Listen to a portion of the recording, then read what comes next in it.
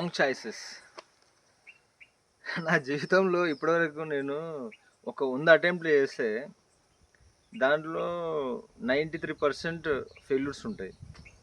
అంటే ఒక 7% అది ఎందుకో సక్సెస్ అవుతుంది అది. కానీ నేను చేసేటివన్నీ ఆల్మోస్ట్ నా ఇంటెలిజెన్స్ తోటి చేసే సెలెక్షన్స్ అన్నీ కూడా రాంగ్ చాయిసెస్ చేస్తాను నేను.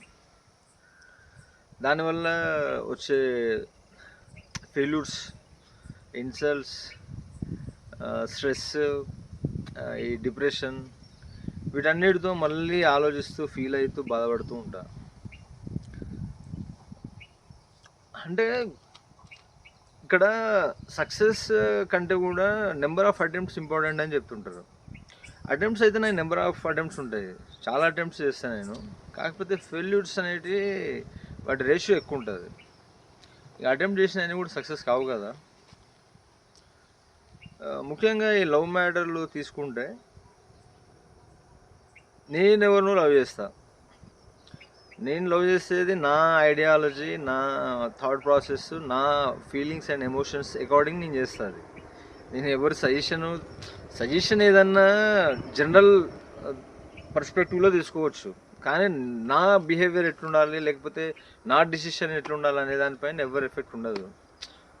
కాకపోతే నేను ఒక అమ్మాయిని లవ్ చేస్తే అమ్మాయి వేరులతో డిస్కస్ చేసి వాళ్ళు చెప్పినట్టుగా ఆమె యాక్ట్ చేస్తే అక్కడ యాక్చువల్లీ ఆ అమ్మాయిని నేను లవ్ చేస్తున్నా, కానీ అక్కడ నేను రెస్పాండ్ అయ్యేది, రియాక్ట్ అయ్యేది వేరేళ్ళ మైండ్ తోటి నేను మళ్ళీ చేజ్ చేయాల్సి వస్తుంది. అది అంటే ఈ రకమైన ఈ పరిస్థితుల్లో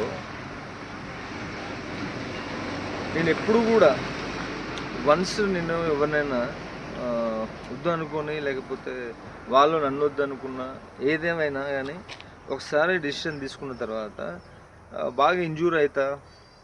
నాకు క్యూర్ కావడానికి 1-2 months టైం పడుతుంది. కానీ వన్స్ లెఫ్ట్ అయిన తర్వాత మళ్ళీ మాత్రం నేను తిరిగి మళ్ళీ వెళ్ళటం అనేది జరగదు.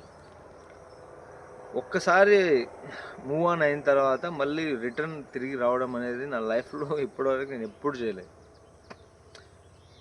అంటే ఈ ఫెయిల్యూర్స్ అనేటివి సాధారణంగా వస్తుంటాయి. ఆ లవ్ చేసిన వాళ్ళకి బ్రేకప్స్ అనేటివి కూడా కామనే. ఏదో ఒక స్టేజ్లో, ఏదో ఒక సందర్భంలో ఏదో సెట్ అవ్వక విడిచిపెట్టిపోతుంటారు. మళ్ళీ తిరిగి మనం వారిని అడాప్ట్ చేసుకుంటే మళ్ళీ సేమ్ మిస్టేక్స్ రిపీట్ అవుతుంటాయి.